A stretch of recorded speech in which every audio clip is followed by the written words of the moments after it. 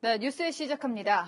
고 박원순 시장 빈소가 차려지고 공식 조문 이틀째입니다. 서울시청 앞 광장에는 일반 시민들이 조문할 수 있도록 분향소가 마련됐습니다. 서울특별시장이라는 장례 방식을 두고는 고인의 삶을 기리는 당연한 예우다. 논란 있는 죽음에 적절하지 않다. 엇갈리는데 한때 고성이 오가기도 했습니다. 네, 현장 연결하겠습니다. 남영주 기자 분향소 상황 전해주시죠. 네, 오전 11시부터 조문이 시작됐는데요. 지금 이 시간에도 시민들의 발길이 계속되고 있습니다. 오후 7시 기준으로 조문을 마친 시민은 5,530명입니다. 분향소 앞에서는 눈물을 흘리거나 오열하는 시민도 눈에 띄었습니다. 이렇게 허망하게 가셨다는 게 너무나 마음이 아프고 진짜 어떻게 할 수가 없어요. 코로나19 감염 우려로 곳곳에 손 소독제가 마련됐고 시민들은 2m 간격을 유지하고 있습니다. 서울시는 분향소 입장 전 발열 체크도 실시하고 조문객 이름과 연락처도 기록했습니다. 한편에선 마찰도 빚어졌는데요. 시민 분향소 설치와 장례를 서울특별시장으로 치르는 걸 반대하는 단체들이 모여들면서 한때 긴장이 흐르기도 했습니다. 어떻게 이 시청 앞에서 이런 분향소를 차릴 수가 있습니까? 이것은 도덕적으로나 우리 서울 시민들의 상식을 봐도 도저히 납득할 수 없기 때문에 보수단체 회견에 박 시장 지지 시민들이 항의하면서 고성이 오가기도 했지만 별다른 충돌은 없었습니다.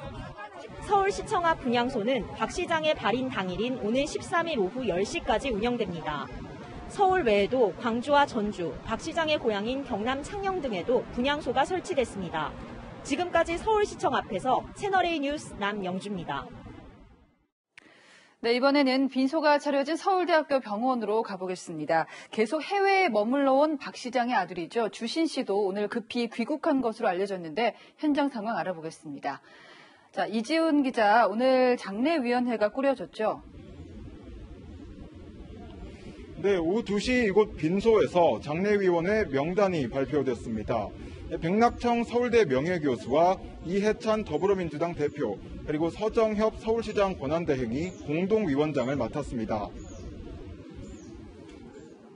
일각에서 장례가 5일간 치러지는 것이 부적절하다는 지적이 나오자 해명을 하기도 했는데요. 시신 발견이 새벽이라 장례 일정 중 하루가 지났고 아들 주신 씨의 일정도 고려해야 했다는 겁니다. 해외에 체류 중인 친가족의 귀국에 시일이 소요돼서 부득이 입관 시기를 감안해 장례 일정을 늘릴 수밖에 없었다는 점을 13일 오전 발인식이 거행되고 이후 서울시청에서 연결식도 진행됩니다. 빈소에는 염수정 주기경과 법륜 스님 등 종교계 인사는 물론 정몽준 아산재단 이사장과 문정인 대통령 특보 등이 찾아 고인의 마지막 길을 배웅했습니다.